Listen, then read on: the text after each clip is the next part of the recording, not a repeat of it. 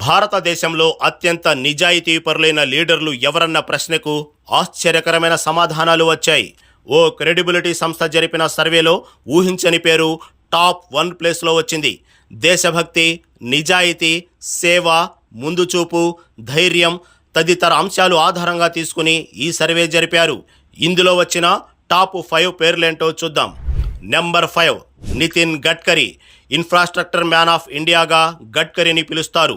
వృత్తిరీత్యా న్యాయవాది, వ్యాపారవేత్త అయిన గడ్కరీ బీజేపీలో కీలక నేత. రహదారులు, ఫ్లైఓవర్ల నిర్మాణం తక్కువ కాలంలో ఎలా పూర్తి చేయొచ్చో ఆయన్ని చూసి నేర్చుకోవాలి. సున్నితమైన వ్యక్తిత్వం ఉన్న గడ్కరీ సబ్జెక్ట్ విషయానికొస్తే తాట తీస్తారు.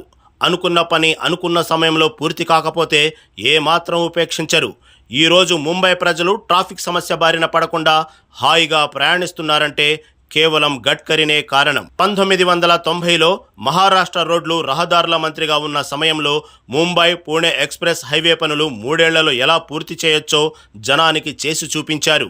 అంతేకాదు, తన పదవీ కాలంలో ముంబైలో ఏకంగా 55 ఫ్లైఓవర్లు నిర్మించి రికార్డు సృష్టించారు గడ్కరీ.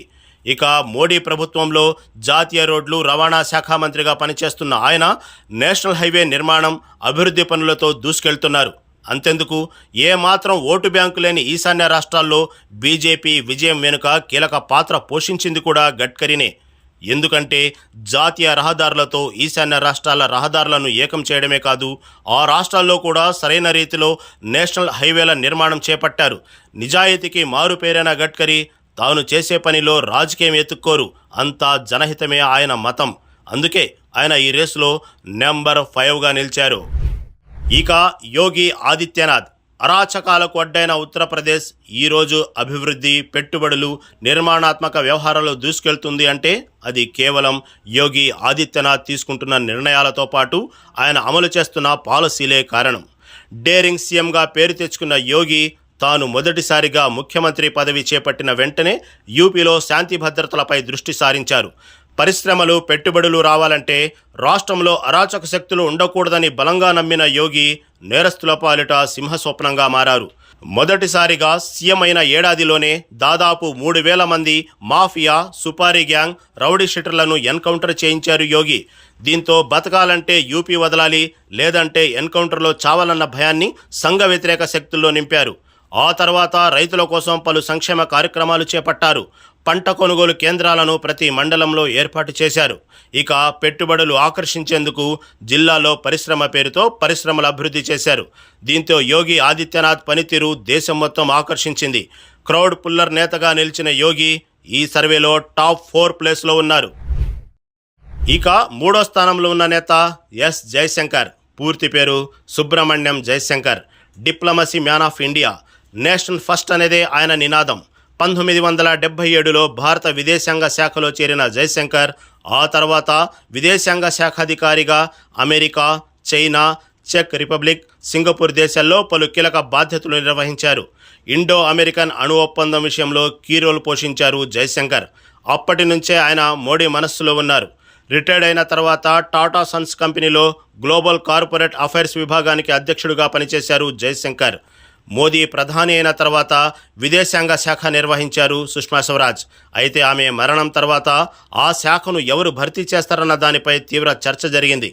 అదే సమయంలో ఎవ్వరు ఊహించని విధంగా జయశంకర్ పేరును వెలుగులోకి తెచ్చారు ప్రధాని మోదీ.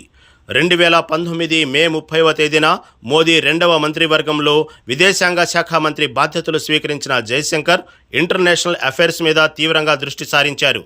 యూరోపియన్ మీడియాను ఓ రకంగా షేక్ చేశారు.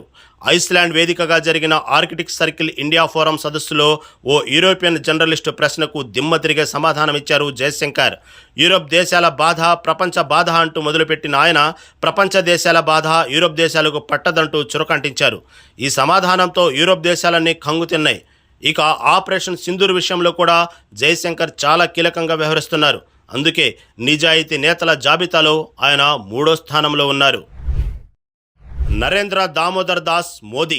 Simple version Narendra Modi. భారతదేశ రాజకీయాల్ని 3 దశల్లో చూడాలి. మొదటి దశ నెహ్రూ అండ్ కంపెనీ, అదో 20 సంవత్సరాలు. ఆ తర్వాత రెండో దశ ఇందిరా గాంధీ అండ్ కో, ఇదొక 30 సంవత్సరాలు. ఈ 2 దశల్లో దేశం రాజకీయాలు ఈ ఇద్దరు చుట్టూ మాత్రమే తిరిగేవి. ఆ తర్వాత కూడా బలమైన నేతలు దేశాన్ని పాలించిన కాంగ్రెస్ మద్దతు ఉన్న ప్రభుత్వాలు అవ్వడంతో ప్రతి నిర్ణయం టెన్షన్ పద్ నుంచి మాత్రమే అమలయ్యేది. సూటిగా సుత్తి లేకుండా చెప్పాలంటే ఆ పాలనంతా కిచిడి రాజకీయం. నేతలకు అర్థం కాదు, జనానికి ఎక్కదు. 2 ఏళ్ల యూపీఏ పాలన మీద విసుగు చెందిన జనానికి మోదీ ఆశాదీపంలా వచ్చారు. అప్పటి నుంచి దేశ రాజకీయాల్లో 3వ దశ మొదలైంది. ఎవ్వరూ ఊహించని విధంగా, గత 60 ఏళ్లలో జరగని విధంగా పాలన సాగుతోంది. పాలనలో ఎక్కడా అవినీతికి తావులేదు. కేవలం ప్రజా సంక్షేమం, దేశాభివృద్ధి అన్నదే నినాదంగా మోదీ పాలన సాగించారు. Digital India, make in India, పెద్ద నోట్ల రద్దు తదితర కీలక నిర్ణయాలతో ప్రపంచాన్ని ఆకర్షించారు. అంతేకాదు, భారతదేశంలోని ఏ దేశ ప్రధాని వెళ్లని దేశాలకు వెళ్లారు. అమెరికా అధ్యక్షుడి ముందు సగర్వంగా నడిచారు. ముఖ్యంగా ఆయుధాలు దేశీయంగా తయారు చేసుకోవాలంటే అమెరికా బూచి గతంలో వెంటాడేది. కానీ మోదీ దేనికి భయపడలేదు. దేని లెక్క దానిదే అన్న రీతిలో వ్యవహారాలు నడిపారు. సమర్థవంతమైన మంత్రులు, కార్యదర్శులతో పాలన సాగిస్తున్నారు. విపక్షాలకు నిద్ర లేకుండా చేస్తున్నారు. తాజాగా ఆపరేషన్ సింధూర్ విషయంలో కూడా పాకిస్తాన్ నేతలకు చుక్కలు చూపిస్తున్నారు. అంతేకాదు, ప్రపంచంలో అత్యంత ఫాలోయింగ్ ఉన్న నేతల్లో 77% ఓట్లతో మొదటి స్థానంలో ఉన్నారు మోడీ. ఇదేదో వేగిగా చెప్పేది కాదు, వరల్డ్ ఫేమస్ ఆర్గనైజేషన్ స్టాటిస్టా చెప్పిన మాట. అంతెందుకు, మన దేశంలోని జర్నలిస్టులకు, మేధావులకు చౌ రామస్వామి గురించి బాగా తెలుసు. తమిళనాడుకు చెందిన ఆయన తుగ్లక్ పత్రిక స్థాపించి అప్పట్లోనే ఇందిరాగాంధీకి చుక్కలు చూపించారు. అలాంటి రామస్వామి మోడీని పొగిడిన తీరు దేశం మొత్తం మేధావుల్లో ఆలోచింపేలా చేసింది. ఇక నిజాయితీ నేతల జాబితాలో టాప్ 2 స్థానంలో ఉన్నారు ప్రధాని నరేంద్ర మోడీ.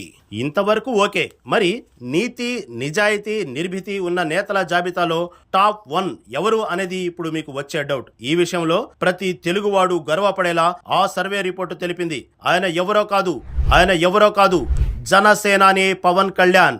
పవర్ స్టార్ అనండి, జనసేనాని అనండి, జన సునామీ అనండి, పేరు ఏదైనా పవన్ కళ్యాణ్ ఈజ్ పవన్ కళ్యాణ్. కోట్ల రూపాయలు అందించే సినీ రంగాన్ని వదిలి రాజకీయ రంగాన్ని వచ్చారు Pawan Kalyan.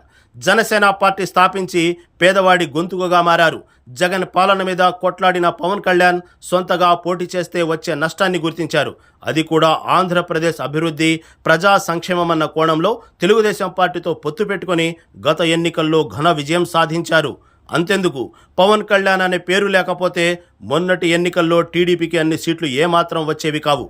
BJP 8 assembly, 4 MP సీట్లు దక్కేది కాదు. ఇందులో ఏమాత్రం అనుమానం లేదు. అందుకే మోదీ కూడా పవన్ అంటే సునామీ అన్న రీతిలో మాట్లాడారు. ఇక పవన్ కళ్యాణ్ హవా మహారాష్ట్రలో కూడా సాగింది. ఆయన ప్రచారం చేసిన ప్రతి నియోజకవర్గంలో ఎన్డీఏ అభ్యర్థులు భారీ మెజార్టీతో విజయం సాధించారు. అందుకే బీజేపీ ఇప్పుడు పవన్ కళ్యాణ్ను భాగస్వామపక్ష నేతగా తమిళనాడు, కేరళ, కర్ణాటకలో కూడా త్వరలో బాధ్యతలు ఇవ్వనుంది. మాస్ లీడర్, క్రౌడ్ పుల్లర్ అయిన పవన్ కళ్యాణ్ నిజాయితీల నేతల రేసులో మొదటి స్థానంలో ఉండటంలో ఏమాత్రం అతిశయోక్తి లేదు.